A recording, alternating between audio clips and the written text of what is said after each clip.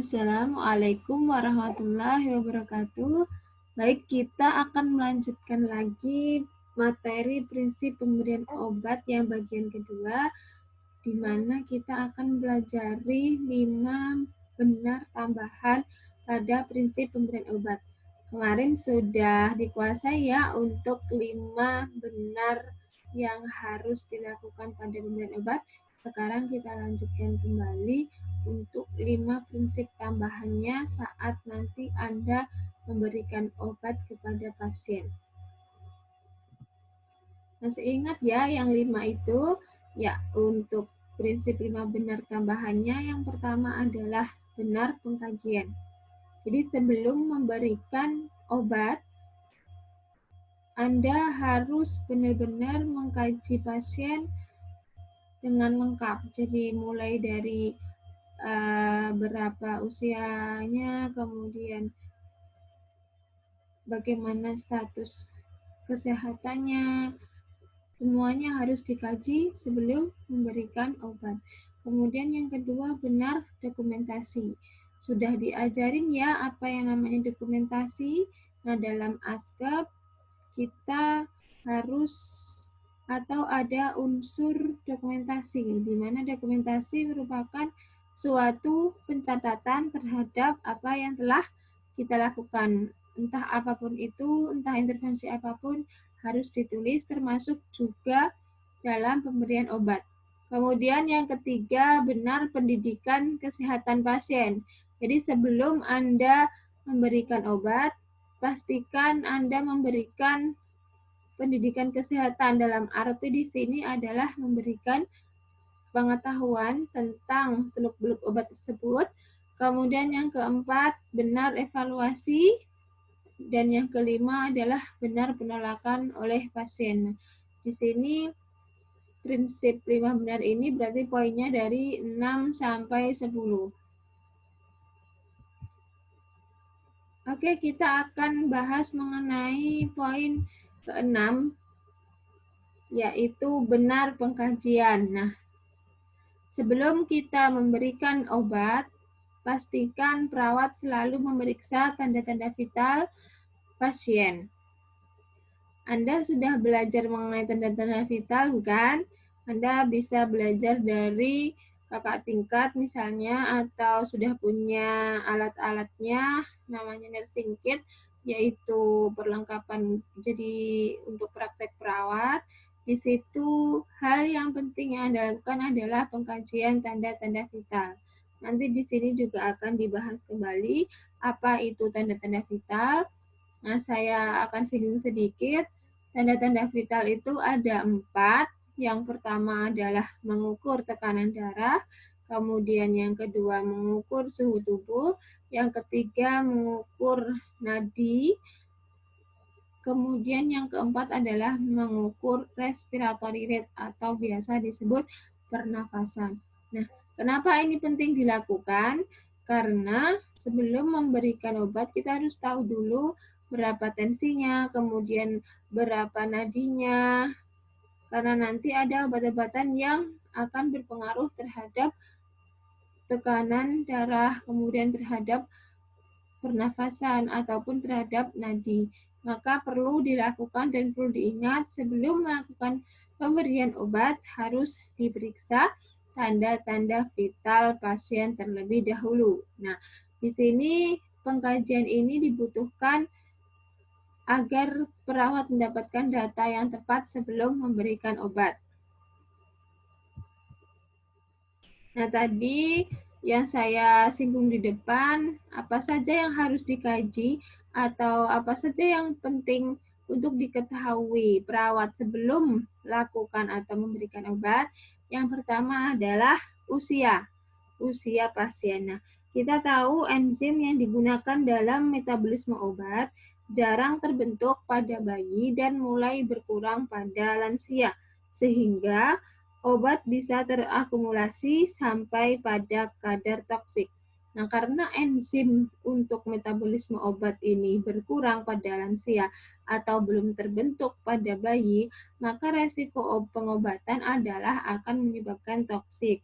Oleh sebab itu, harus ada atau disediakan obat dengan regimen dosis pediatri dan geriatri.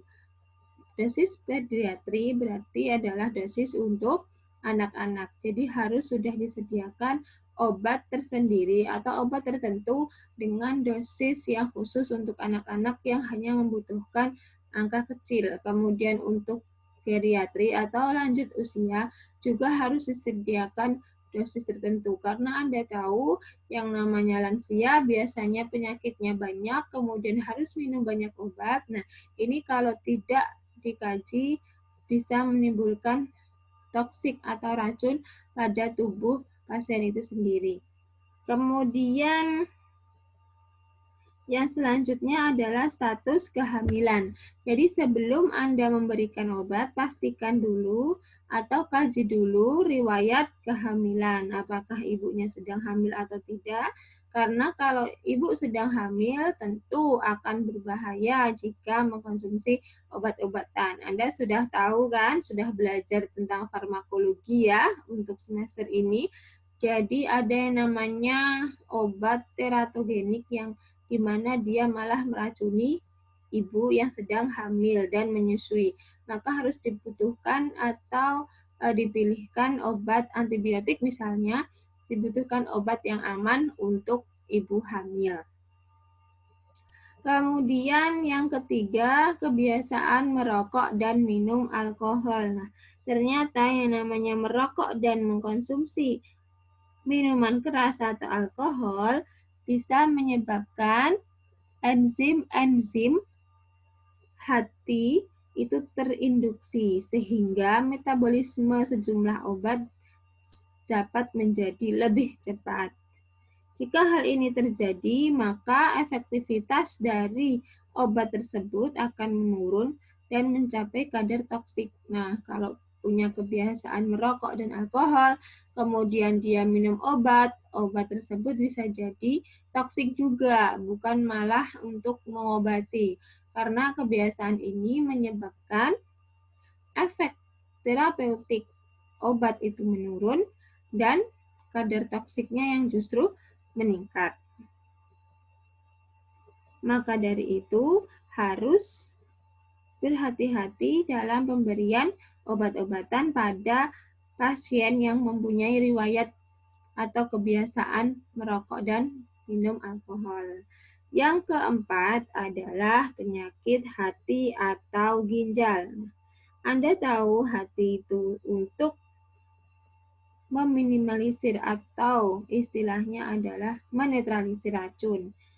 Kalau ada gangguan pada hati dan ginjal, maka metabolisme obat akan lebih sedikit dan obat menjadi berkurang pada gangguan gagal hati. Hal ini menyebabkan dosis harus dikurangi pada penderita gagal ginjal dan gagal hati, terutama pada populasi geriatri.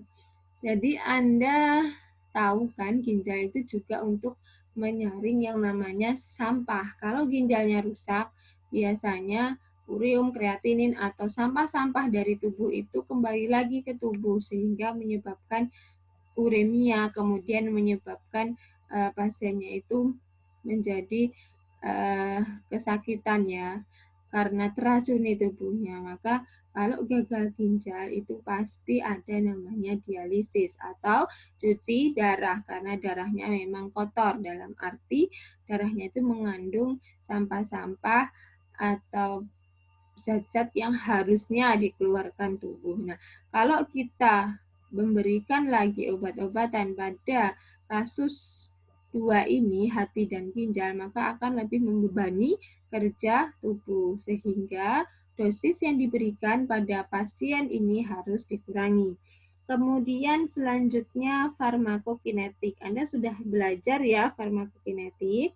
Farmakokinetik merupakan alur atau istilahnya proses obat di dalam tubuh, mulai dari masuk sampai dia keluar. Jadi obat itu prosesnya saat masuk sampai keluar adalah akan mengalami proses absorpsi, kemudian mengalami distribusi, ekskresi, dan metabolisme. Hal ini akan sulit dikaji karena dipengaruhi oleh perbedaan genetik antar pasien. Contohnya, waktu paruh fenitoin berkisar 10 jam pada pasien hidroksilator tinggi sampai 42 jam pada hidroksilator rendah. Nah, ini perlu dikaji farmakokinetiknya terhadap penyakit tertentu. Karena antara gen yang satu, antara orang yang satu dengan yang lain, farmakokinetiknya berbeda. Kemudian selanjutnya interaksi obat. Nah, jadi kita harus tanya dulu apa yang sudah dikonsumsi pasien. Karena ada interaksi obat yang dapat terjadi di luar tubuh dan di dalam tubuh. Kalau terjadi interaksi obat dalam darah dapat menyebabkan konsentrasi pada organ target meningkat. Sementara di dalam tubuh, interaksi obat yang dipengaruhi oleh farmakokinetik dan farmakodinamik ini yang mempunyai efek berlainan dengan mekanisme obat. Nah, jadi kita harus perhatikan kira-kira obat ini interaksinya yang berlawanan dengan mana, itu perlu dikaji. Kemudian yang selanjutnya adalah yang perlu dikaji faktor psikososial. Apa sih faktor psikososial? Kalau kita berbicara mengenai faktor psikososial berarti berhubungan dengan psikologis dan sosial atau pendukungnya. Jadi faktor psikososial bisa diartikan bagaimana kalau dalam hal ini ya, bagaimana pasien itu memiliki ketidakpatuhan terhadap minum obat. Nah, jadi ketidakpatuhan pasien merupakan indikator pada kegagalan obat.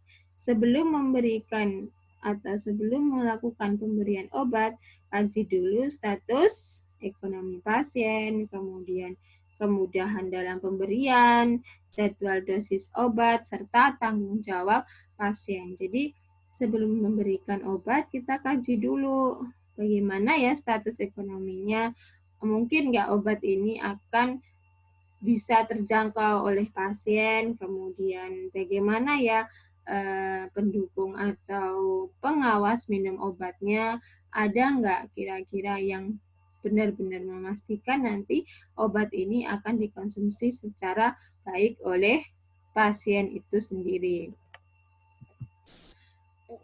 Itu poin benar pengkajian. Selanjutnya adalah benar dokumentasi. Nah, tadi sudah disinggung, dokumentasi merupakan suatu metode yang mengkomunikasikan informasi yang berhubungan dengan manajemen pemeliharaan kesehatan termasuk pemberian obat-obatan. Jadi secara bahasa sederhananya adalah dokumentasi adalah mengkomunikasikan informasi, berarti mencatat atau mengabadikan informasi dalam bentuk catatan untuk hal-hal yang berhubungan dengan manajemen pemeliharaan kesehatan, termasuk di dalamnya adalah pemberian obat-obatan. Nah, di sini tulisan dan catatan itu merupakan kegiatan yang secara sah. Jadi saya ingatkan kembali untuk Anda nanti saat menjadi perawat atau sekarang pada saat nanti praktek, yang namanya dokumentasi atau tulisan itu sangat penting saat Anda bekerja. Karena apa? Jika nanti ada sesuatu masalah yang terjadi atau ada kekeliruan, Anda bisa memakai catatan sebagai bukti. Coba kalau misalnya Anda tidak memiliki catatan, ketika Anda berbuat salah tidak akan ada pembelaan karena Anda tidak punya bukti. Catatan atau tulisan itu merupakan sesuatu yang sah dan legal sebagai bukti bagaimana Anda bekerja. Jadi, sebagai perawat harus mencatat yang Anda tulis, ya. Mencatat yang Anda tulis maksudnya apa ini? Maksudnya adalah mencatat apa yang Anda kerjakan dan mengerjakan apa yang sudah Anda tulis di intervensi. Itu maksud saya. Nah, apa saja yang harus dicatat dalam pemberian obat ini?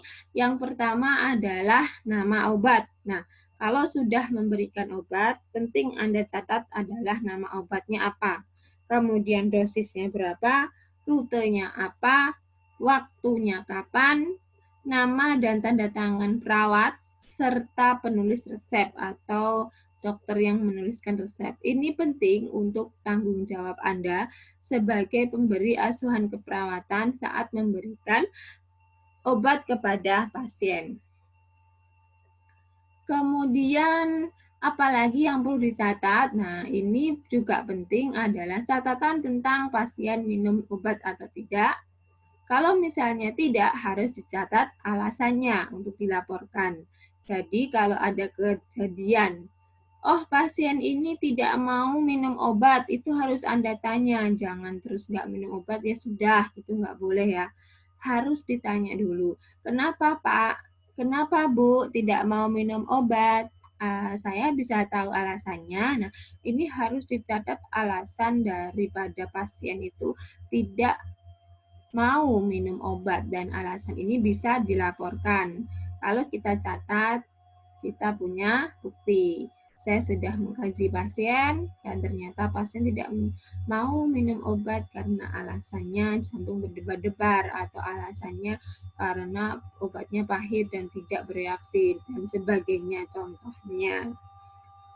Nah, kemudian kita tuliskan juga respon pasien terhadap pengobatan. Nah, ini penting karena nanti sebagai petugas kesehatan harus kita lakukan tindak lanjut. Kenapa obat ini tidak mau dikonsumsi karena ini? Oh, berarti kita harus menyelesaikan masalah atau respon pasien tersebut. Dan satu lagi yang penting adalah setiap memberikan obat Anda harus mencatat. Misalnya biasanya kalau di ruangan ya, sudah diberikan cefotaksim pagi jam 8. Nah, itu tandanya kalau di ruangan, di buku catatan obat itu, nanti dilingkari. Nah, ini artinya sudah diberikan. Jangan sampai lupa, karena kalau lupa, nanti ada perawat lain yang memeriksa, loh, ini ternyata kok belum dilingkari. Oh, berarti pasien mungkin belum dapat obat. Nah, jangan-jangan nanti perawatnya ngasih obat juga, jadinya obatnya double, padahal harusnya cuma sekali. Masih mending kalau perawatnya itu tanya dulu ke pasiennya, Pak tadi udah dapat obat belum? Nah, kalau misalnya, Pak suntik ya, langsung kayak gitu, terus pasiennya juga nggak konfirmasi, wah nanti itu bisa terjadi yang namanya salah dosis karena dosisnya double. Nah, makanya di sini saya tekankan kembali penting untuk mencatat obat yang telah diberikan. Selanjutnya adalah benar pendidikan kesehatan. Di sini berarti kalimat sederhananya adalah edukasi. Jadi setiap mau memberikan obat, beri informasi penting setiap obat yang Anda berikan. Nah, jadi sebelum memberikan obat cefotaksim misalnya harus dijelaskan dulu seperti ini. Misalnya, Pak, saya berikan dulu obat cefotaksim ya Pak. Obat ini merupakan antibiotik. Kemudian nanti efeknya Bapak bisa mengantuk, kemudian bisa mual. Antibiotik ini berfungsi untuk menyembuhkan Bapak karena bekerja sebagai pembunuh bakteri misalnya seperti itu. Nah, nanti saya akan suntikkan sebanyak 200 mg melalui bolus atau melalui infus. Begitu, harus dijelaskan semuanya. Termasuk juga efek samping, apa nanti yang akan terjadi jika minum obatnya, jika diberikan obatnya, itu semua harus dijelaskan dulu sebelum memberikan obat. Banyak ya berarti ya, memang banyak yang harus dilakukan sebelum pemberian obat. 10 benar harus diterapkan. Kemudian gambaran kondisi pasien. Nah, jadi Anda harus jelaskan. Misalnya lagi adalah obat analgetik, anti nyeri. Misalnya ada ibu-ibu yang sedang kesakitan. Ya kita jelaskannya yang ringkas saja ya, nggak harus panjang lebar, nanti malah pasiennya malah marah ya, karena lagi sakit. Nah, kalau misalnya pasien kesakitan, kita datang di situ, ibu apa yang dirasakan? Masih sakit, kita ukur skalanya berapa. Nah, karena ibu kondisinya sedang sakit seperti ini, maka saya akan memberikan injeksi ketorolak misalnya berapa miligram. Nah, ini diharapkan bisa mengurangi nyeri yang ibu rasakan. Kemudian alasan pengobatan, misalnya minum obat, sama ya. Obat ini bisa untuk ini, jadi Anda bisa minum agar sembuh, misalnya seperti itu. Kemudian yang terakhir, jika pasien itu pulang atau sudah selesai pengobatan, kita beri yang namanya discharge planning atau pendidikan kesehatan saat pulang. Itu disebutkan atau dijelaskan efek samping dan cara mengatasi obat tertentu, kemudian bagaimana menyediakan obatnya, aturan pakainya, diminum berapa kali, termasuk kemarin berarti waktu 3 kali atau 4 kali atau 2 kali, dosis serta frekuensi, sama dengan aturan pakainya berapa kali. Kemudian akan lebih bagus lagi jika Anda sebutkan, dan memang ini harus ya, interaksi obat dengan obat dan obat dengan makanan dan minuman. Jadi di sini harus Anda pastikan, Bu, obat ini tidak boleh dicampur dengan obat ini. Itu tentunya sudah diatur juga oleh tim farmasi di rumah sakit. Kemudian obat makanan, interaksi obat dengan makanan atau minuman. Bu, jangan minum obat ini dengan teh ya, jangan minum obat ini dengan susu ya, karena nanti akan mempengaruhi fungsi atau efektivitas dari obat tersebut. Kemudian hasil yang diharapkan jika dijelaskan.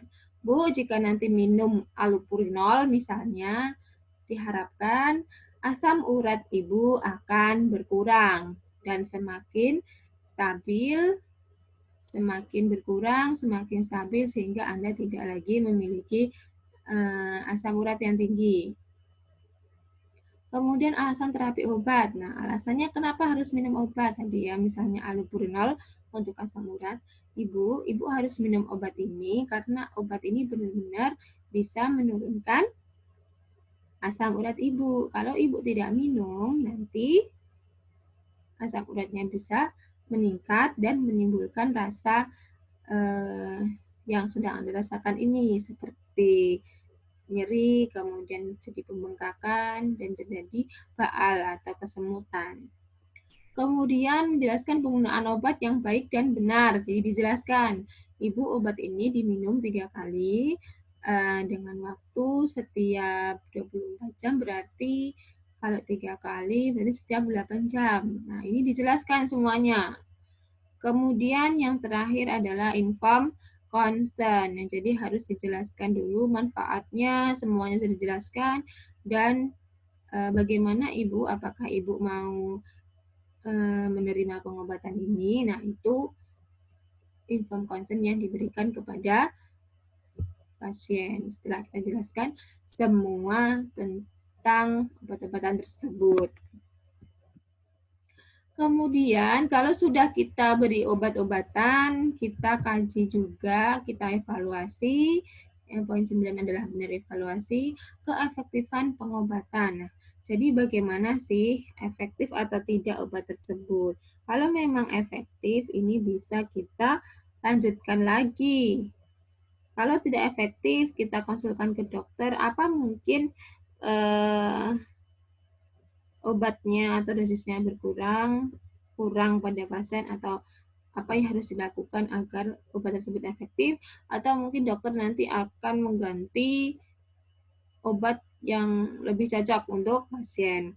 Kemudian evaluasi juga efek samping dan reaksi yang merugikan. Misalnya obatnya kok jadi membuat pasien jantungnya berdebar-debar atau jadi keringat dingin, berarti ini kan efek samping yang merugikan. Mungkin akan bisa dikonsulkan juga ke dokter agar diganti yang lebih baik.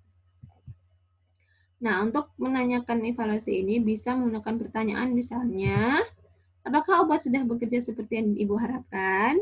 Apa yang Anda rasakan sekarang? Nah, ini merupakan evaluasi ke pasien.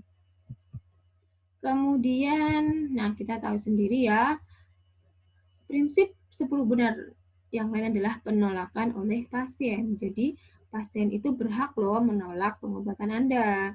Kemudian kita harus perhatikan juga prinsip etik autonomi. Autonomi adalah prinsip pasien untuk mengambil keputusan sendiri. Kalau pasien sudah mengambil keputusan, kita sebagai petugas kesehatan tidak boleh memaksa pasien atau kita tidak boleh istilahnya memaksakan pengobatan ataupun tindakan keperawatan pada pasien. Ayo Pak, ayo Bu, gitu nggak boleh dipaksa. Tapi harus ada yang dilakukan sebelum pasien tersebut menolak apapun tindakan Anda, termasuk di sini adalah penolakan terhadap obat. Apa yang harus dilakukan? Tanggung jawab atau tugas perawat saat pasien menolak untuk untuk mendapatkan obat adalah yang pertama, alasan penolakan. Kenapa Bapak, kenapa Bu menolak pengobatan dari kami? Apakah karena Ibu merasa jadi makin gak enak badannya, atau Ibu merasa obatnya itu terlalu bau, atau Ibu merasa obat tersebut memiliki efek samping yang merugikan, atau apa saja alasan, itu harus ditanyakan.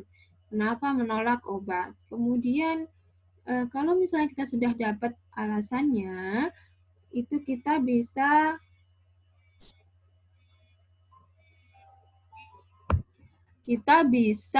menanggulangi kejadian tersebut, alasan penolakan tersebut. Kita berikan istilahnya solusi. Kemudian resiko yang terjadi, kita harus jelaskan, Bu, kalau kita menolak obat ini, maka akan berisiko loh terhadap kesehatan Ibu sendiri. Kemudian berikan penguatan, Ibu, kalau misalnya Ibu minum obat ini, nanti hasilnya akan lebih baik loh. Nah, ini semua harus diberikan kepada pasien. Nah, kalau sudah seperti itu, kita baru mencatat penolakan pasien serta alasannya, dan yang terakhir adalah inform consent. Setelah menjelaskan, kita jangan lupa minta persetujuan dari pasien. Baik, terima kasih sudah saya jelaskan. Jika ada pertanyaan bisa Anda tanyakan. Ada salah saya mohon maaf. Saya akhiri. Assalamualaikum warahmatullahi wabarakatuh. Selamat belajar. Semoga sukses.